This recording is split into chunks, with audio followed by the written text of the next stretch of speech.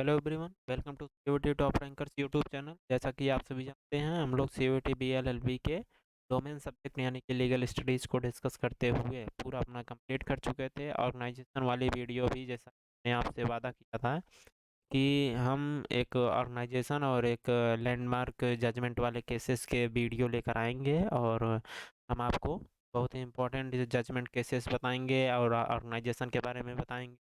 तो ऑर्गेनाइजेशन वाली वीडियो हमारी प्रीवियस लेक्चर था जो हमारे चैनल पर आ चुका है, आप देख सकते हैं। तो पहला अब हम अपना सेकंड पार्ट लेकर आ रहे हैं जिसमें लैंडमार्क जजमेंट केसेस होंगे।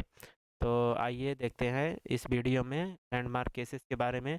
पहला हमारा कौन सा केस है? केस वन अंधा Bharati versus state of Kerala, 1973 का केस है। इम्पोर्टेंट है, बहुत ही इम्पोर्टेंट है। में कुछ स्टेटमेंट बहुत ही इम्पोर्टेंट हैं, तो ध्यान में रखिएगा। हम यहाँ बताते हैं कौन थे केशवानंदा भारती। केशवानंदा भारती के बारे में सुनिएगा, थोड़ा सा इम्पोर्टेंट है, आप अपनी जानकारी के लिए सुन सकते हैं। वैसे आपके पेपर में पूछा नहीं जाएगा, फिर भी हम आपको बता देते हैं। केशवानंदा भारती जो थे वो कह सकते हैं केरला में एक मंदिर में संत थे, महात्मा थे, वहाँ के पीठाधीश थे, वहाँ के कह सकते हैं शंकराचार्य थे। तो ये केस क्यों इवॉल्व हुआ इसे देखते हैं। ये केस इसलिए इवॉल्व हुआ, नानी पालकी वाला जो थे लॉयर थे इसके, तो वो एक दूसरा केस कुछ देख रहे थे उसी मंदिर से रिलेटेड, लेकिन उसी बीच एक बहुत ही ज़्यादा ज़मीन जो एयरपोर्ट के लिए सरकार ने वहाँ पर ये अपना एयरपोर्ट बनाना चाहा, तो उन्होंने राइट टू प्रॉपर्टी जो हमारा था उसे ही इन्होंने हटा दिया था। सुप्रीम कोर्ट ने फंडामेंटल राइट से हटाकर डीपीएसमी में डाल दिया गया। तो इसी केस से हुआ। तो इनकी जो लैंड थी वो पूरी मंदिर की लैंड बहुत ज़्यादा थी, यानी कि कह सकते हैं पूरा एयरपोर्ट ही इनके मंदिर के जगह में बन रहा था, इतनी जमीन थी। तो आप में समझ सकते हैं। आइए हम इनके बारे में देखते हैं, इस केस के बारे में देखते हैं। पहला है 13 जजेस बेंच केस, बहुत ही इम्पोर्टेंट है, ध्यान रखिएगा कि अभी तक जितने भी केस हुए हैं, मतलब कि कह सकते हैं ऑल ओवर इंडिया में सुप्रीम कोर्ट या कोई हाई कोर्ट हो, तो इतने जजेस बेंच जो हैं, यानी 13 जजेस बेंच, 13 से 14 नहीं हुए हैं, 13 ही जजेस बेंच लगी हैं अभी तक। सबसे ज़्यादा जजेस बेंच वाला केस हमारा Keshavananda Bharati versus state of Kerala 1973 का केस है, यानी कि सबसे ज़्यादा जजेस बेंच इसी केस में कॉन्स्टिट्यूट की गई। तो आगे देखेंगे, इसे बेसिक स्ट्रक्चर डॉक्ट्रिन केस या कह सकते हैं फंडामेंटल राइट केस भी कहा जाता है। यह प्रोहिबिट करता है क्या? अमेंड करने के लिए basic structure of constitution, constitution के बेसिक स्ट्रक्चर को यह अमेंड करने से रोकता है। आगे देखेंगे, इसके जज थे जस्टिस सर्वमित्र सीकरी और लॉयर थे नानी पालकी वाला, ध्यान में रखिएगा इन्हें। और इम्पॉर्टेंट ये है 13 जजेज बेंच के बेसिक स्ट्रक्चर डॉक्ट्रिन और फंडामेंटल राइट केस। इसमें राइट टू प्रॉपर्टी देख लीजिएगा, राइट टू प्रॉपर्टी को फंडामेंटल राइट से हटाकर डीपीएस में इसी केस के द्वारा जोड़ा गया। सेकंड हमारा देख लेंगे हुसैनारा खातून वर्सेस स्टेट ऑफ बिहार। यहाँ ध्यान रखिएगा 1979 का केस है, बहुत ही इम्पोर्टेंट है। इसी के द्वारा हमारा पीआईएल आया, पीआईएल इसी के द्वारा आया था। 3 जज बेंच केस थी, और justice PN Bhagwati father of PIL के नाम से भी जाने जाते हैं। और इनकी जो इस केस की जो लॉयर थी पुष्पा कपिला हिंगोरानी, वो मदर ऑफ पीआईएल के नाम से जानी जाती हैं। फिर आगे देखेंगे, इम्पोर्टेंट है हमारा Vishakha versus state of Rajasthan. इसमें केवल यही इम्पोर्टेंट है, इसका जो जजमेंट है sexual harassment of women on work place. आप में कह सकते हैं आपका जो पेपर होगा उसमें क्वेश्चंस किस प्रकार से आएंगे, तो क्वेश्चन कहीं जजमेंट से, कहीं उस केस का जो ईयर है वो पूछ लिया जाएगा, या कहीं कितने जजेज बेंच के से वो पूछ लिया जाएगा, बस इतना ही। आगे देखेंगे रिलायंस वर्सेस फ्लेचर। हमारा रिलायंस वर्सेस फ्लेचर बहुत ही इम्पोर्टेंट है, इसके बारे में थोड़ा सा देखते हैं कि रिलायंस और फ्लेचर में क्या मतलब डिस्प्यूट था। इनके डिस्प्यूट को हम समझने की कोशिश करते हैं। तो रिलायंस और फ्लेचर देखते हैं यहाँ, जो हमारा डिफेंडेंट यानी रिलायंस था। रिलायंस ने एक मिल बनाने की सोची। तो मिल बनाने के लिए रिजर्वायर खुदवाया एक इंडिपेंडेंट कॉन्ट्रैक्टर से, यानी कि कह सकते हैं वो एक प्रकार से इंडिपेंडेंट कॉन्ट्रैक्टर था। तो फ्लेचर की बगल में कोल माइंस थी। तो कोल माइंस जानते ही होंगे आप लोग, ये कोयले की खदान। तो वहाँ पे खोदा जा रहा था कोयला, और बगल में बना रहे थे रिजर्वायर। और रिजर्वायर में कॉन्ट्रैक्टर को पता चला कि पानी लीक हो रहा है, लेकिन उसने उस चीज़ को अनदेखा किया, बंद नहीं किया उसे। और धीरे धीरे रात भर में फ्लेचर के कोल माइंस में पानी चला गया और उसका काम ठप हो गया और उसे बहुत ही लॉस हुआ। उसकी जो कह सकते हैं कोल माइंस थी वो बर्बाद हो गई। और उसने केस किया रिलायंस के ऊपर कि कोर्ट हमें बताए कि किस प्रकार से इनके द्वारा हमें हानि हुई है और हमें कंपेंसेशन चाहिए। तो यहाँ स्ट्रिक्ट लाइबिलिटी का केस बनता है। तो हम जानते हैं स्ट्रिक्ट लाइबिलिटी का केस कैसे बनता है। हमने स्ट्रिक्ट लाइबिलिटी, एब्सोल्यूट लाइबिलिटी, जितनी भी लाइबिलिटीज़ हैं सबके बारे में हमने समझाया है। प्रीवियस लेक्चर को ना देखे हो तो जाकर देख लीजिएगा। आइए देखते हैं Reliance versus Fletcher. Reliance versus Fletcher में जो है स्ट्रिक्ट लाइबिलिटी जो है, इसका मतलब होता है कि आपके द्वारा हानि हुई है अगले को। अगर आपके द्वारा किसी को हानि हुई है तो आप स्ट्रिक्ट लाइबिलिटी में आते हैं। मतलब आपसे हानि हुई है, आपसे वायलेशन हुआ है, वायलेशन क्रिएट हुआ है, तो आप की लाइबिलिटी बनेगी ही बनेगी। तो रिलायंस वर्सेस फ्लेचर का यही केस था कि एक रिजर्वायर बनाया। उसने का डिफेंडेंट ने क्या यूज़ किया, हमारा इंडिपेंडेंट कॉन्ट्रैक्टर का जो टर्म था उसने इंडिपेंडेंट कॉन्ट्रैक्टर यूज़ किया डिफेंडेंट ने, यानी रिलायंस ने फ्लेचर को। लेकिन मिला कंपेंसेशन स्ट्रिक्ट लाइबिलिटी के तहत।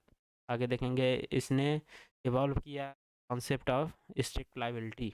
स्ट्रिक्ट लाइबिलिटी के कॉन्सेप्ट को इवॉल्व किया इसने ही। टॉर्टला ये जो केस है टॉर्टला से रिलेटेड है। रिलायंस जो है real culprit of this case है। आप समझ गए। तो आगे देखेंगे हमारा है Shantabai versus state of Bombay. यहाँ देखिए Shantabai versus state of Bombay जो है 1958 का केस, यानी कि 1958 का। यह रिलेट करता है transfer of property, property law से, लॉ ऑफ प्रॉपर्टी से रिलेटेड है। इसका जो रिलेट करता है अनरजिस्टर्ड लीज। लीज क्या है हमने आपको समझाया है। तो अनरजिस्टर्ड लीज के बारे में यह रिलेट करता है। यह मूवेबल और इमूवेबल प्रॉपर्टी को डिफाइन करता है। यहाँ देखिए timber growing crops grasses are movable property. तो अब मैं कहेंगे सर इसे आप क्यों बता रहे हैं, ग्रोइंग क्रॉप्स ग्रास टिम्बर ये मूवेबल प्रॉपर्टी हैं। तो ध्यान रखिएगा बहुत ही इंपॉर्टेंट है टिम्बर ग्रोइंग क्रॉप्स। जो देखिए जो बच्चे बेसिक लेवल से चलेंगे उन्हीं का निकलेगा, उन्हीं का पेपर बहुत ही अच्छा जाएगा। मतलब आप पॉइंट टू पॉइंट पकड़िए। यहाँ जैसे देखिए दिया गया defines movable property, immovable property. तो ऐसा कौन सा केस है जो मूवेबल और इमूवेबल प्रॉपर्टी को डिफाइन करता है।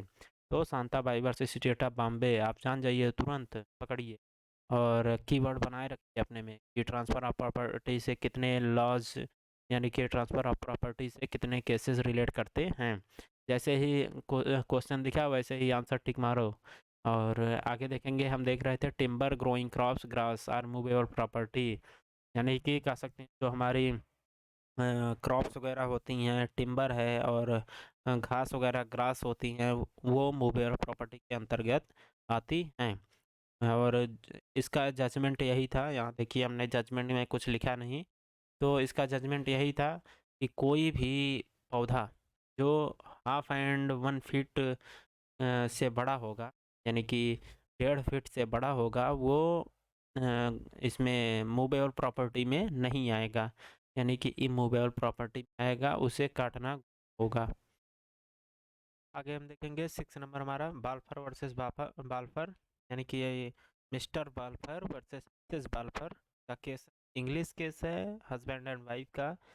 तो इस केस में क्या हुआ था, तो देखिए समझिए केस क्या था। तो बाल्फर जो है, मिस्टर बाल्फर और मिसेस बाल्फर एक कह सकते हैं इंग्लैंड में घूमने गए। इंग्लैंड में घूमते वक्त उन्होंने एक होटल बुक किया और होटल में ठहरे।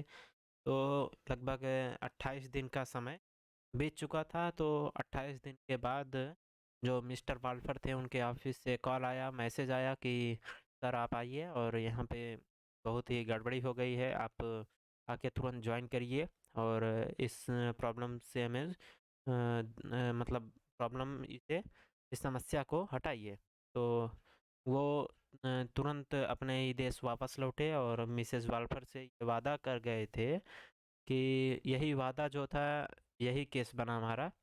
तो जो ये वादा था कि हम इतने पाउंड्स रुपए आपको भेज दिया करेंगे, यानी कि इतना पैसे आपके खान खर्च और कह सकते हैं मेंटेनेंस खर्च जो है इतने हम आपके लिए भेज दिया करेंगे। तो 2-3 महीने तक भेजे थे मिस्टर वाल्फर। उसके बाद 2-3 महीने बाद मिसेज वाल्फर केस कर दी। क्यों? क्योंकि 2-3 महीने बाद वो मिस्टर वाल्फर अनेबल रहे, यानी कि अयोग्य रहे केसेस जो कह सकते हैं पैसे भेजने में अनेबल रहे। वो नहीं भेज नहीं पाए कुछ आर्थिक संकट की वजह से। केस में यही बताया गया है कि आर्थिक संकट की वजह से मेंटेनेंस खर्च अपनी वाइफ को नहीं दे पाए और उनकी वाइफ चली गई कोर्ट। तो कोर्ट ने क्या कहा, यहाँ देखिए कोर्ट ने डिसीजन दिया कि domestic agreement are not enforceable in the court of law. Domestic agreement जो होंगे, वादे वगैरह जो होंगे वो इन्फोर्स नहीं होंगे कोर्ट में। और देखेंगे क्या डिसीजन किया, court will not be affair between spouses. Court जो है इंटरफेयर नहीं करेगा दो स्पाउसेस के बीच में, यानी जो स्पाउसेस होंगे, जो पति पत्नी होंगे, उनके डेली अफेयर्स के बीच में कोर्ट इंटरफेयर नहीं करेगा। और क्या दिए, husband is not required to pay for her maintenance. एक प्रकार से कह सकते हैं मोरल ऑब्लिगेशन जो होता है उस पर कोई कह सकते हैं कोई केस वगैरह नहीं बनेगा। आगे देखेंगे डोनोगी वर्सेस स्टेवेंसन, बहुत ही इंपॉर्टेंट केस है।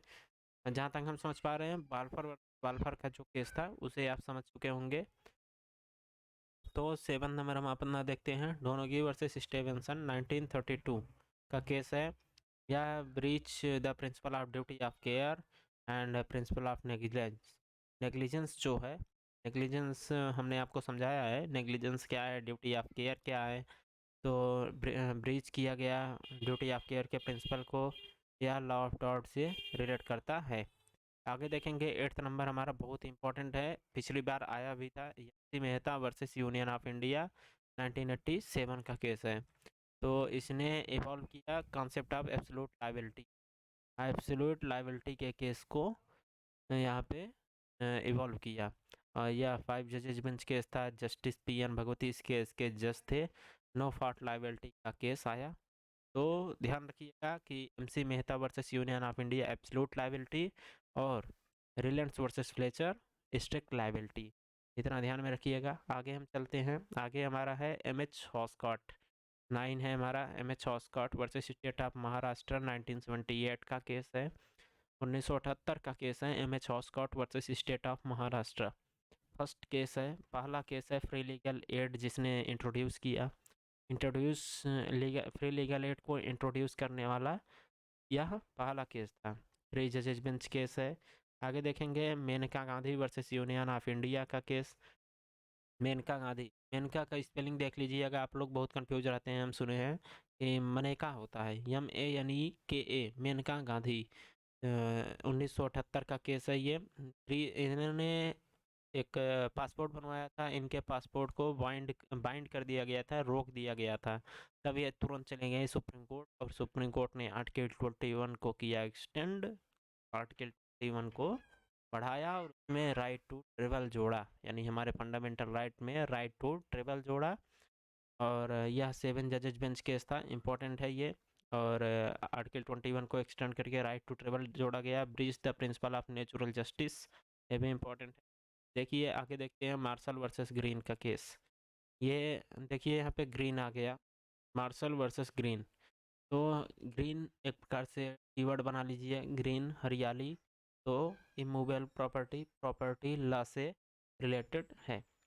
इमूवेबल प्रॉपर्टी यानी पेड़ पौधे यानी कि जो बड़े हों 1.5 फीट से बड़े हों या जिन्हें कह सकते हैं प्लेस से रिप्लेस ना किया जा सके, तो ये प्रॉपर्टी लॉ से रिलेटेड है। आगे देखेंगे कूपर वर्सेस कूपर। ये बहुत ही इम्पोर्टेंट है। ये किस डॉक्ट्रिन से रिलेट करता है, ये बहुत मायने रखता है। तो रिलायंस वर्सेस जो हमारा कॉपर वर्सेस कॉपर है, ये डॉक्ट्रिन ऑफ इलेक्शन से कह सकते हैं रिलेट करता है। अब डॉक्ट्रिन ऑफ इलेक्शन क्या है, इसे समझते हैं। हमने आपको बताया था प्रॉपर्टी लॉ के चैप्टर में, लेकिन फिर भी हम यहाँ बता देते हैं। हो सकता है आप इसकी तैयारी ना कर रहे हो, ऐसे ही वीडियोस को देख रहे हो अपनी जानकारी के लिए।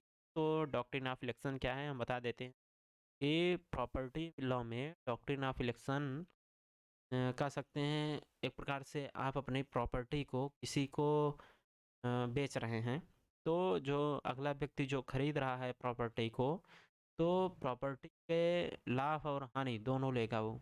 यानी कि कह सकते हैं प्रॉपर्टी में स्विमिंग पूल बना है और कह सकते हैं मकान की भी व्यवस्था बहुत बढ़िया है, लेकिन उसमें जो स्विमिंग पूल है उसमें अगर कोई व्यक्ति नहाता है, कोई मतलब उसमें स्नान करता है, तो उसके कह सकते हैं शारीरिक स्वास्थ्य जो है वो ठीक नहीं रहता। एक प्रकार से मान लीजिए कि शारीरिक स्वास्थ्य उसका ठीक नहीं रहेगा, ऐसा माना गया है।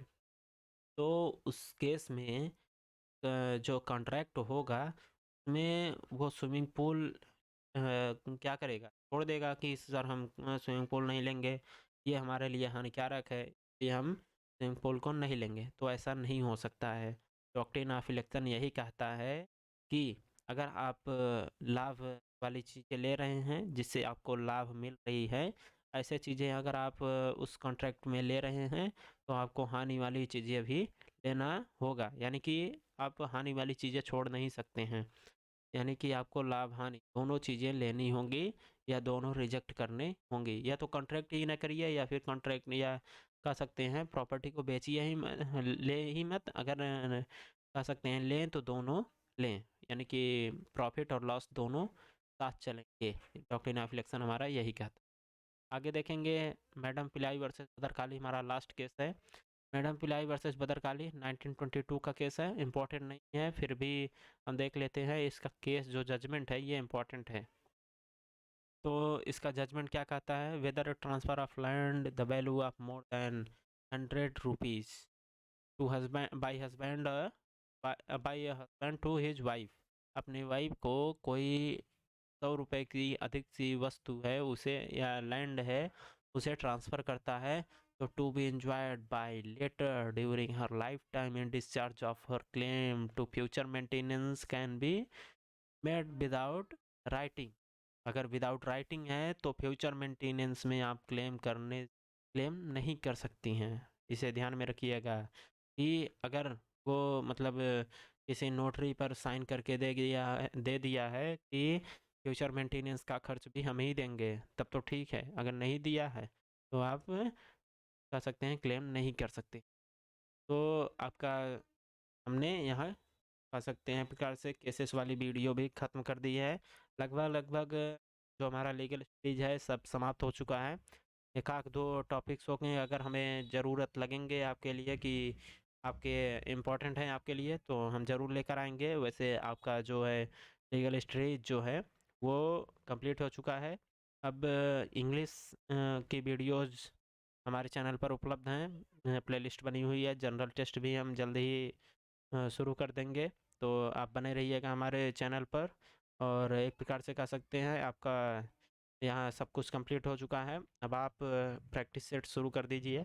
प्रैक्टिस क्वेश्चंस भी हम आपको लाएंगे। अभी प्रीवियस ईयर के क्वेश्चन पेपर भी आपको वीडियो के माध्यम से ही दिए जाएंगे, तो ध्यान में रखिएगा इन सब बातों को। अगर आप COT BLLB की तैयारी कर रहे हो तो आप हमारे चैनल से जुड़े रहिए। और अगर आप हमारे चैनल से पढ़कर पास हो जाते हैं अच्छे नंबर से, आपकी अच्छी यूनिवर्सिटी में एडमिशन हो जाता है, तो आप हमारे कमेंट सेक्शन में ज़रूर कहिएगा। किसी भी वीडियो में कमेंट कर दीजिएगा आप, तो हम आपको इस चैनल पर रिप्लाई करेंगे। तो जैसे कि अगर आपको ये वीडियो अच्छा लगा हो तो चैनल को सब्सक्राइब करिएगा, वीडियो को लाइक तो कर ही दीजिएगा, इतना तो आप कर ही सकते हैं, और अपने दोस्तों के साथ शेयर भी कर दीजिएगा। तो मिलते हैं नेक्स्ट वीडियो में। जय हिंद। अगला वीडियो हमारा प्रीवियस ईयर के क्वेश्चन पेपर से होगा। तो मिलते हैं नेक्स्ट वीडियो में।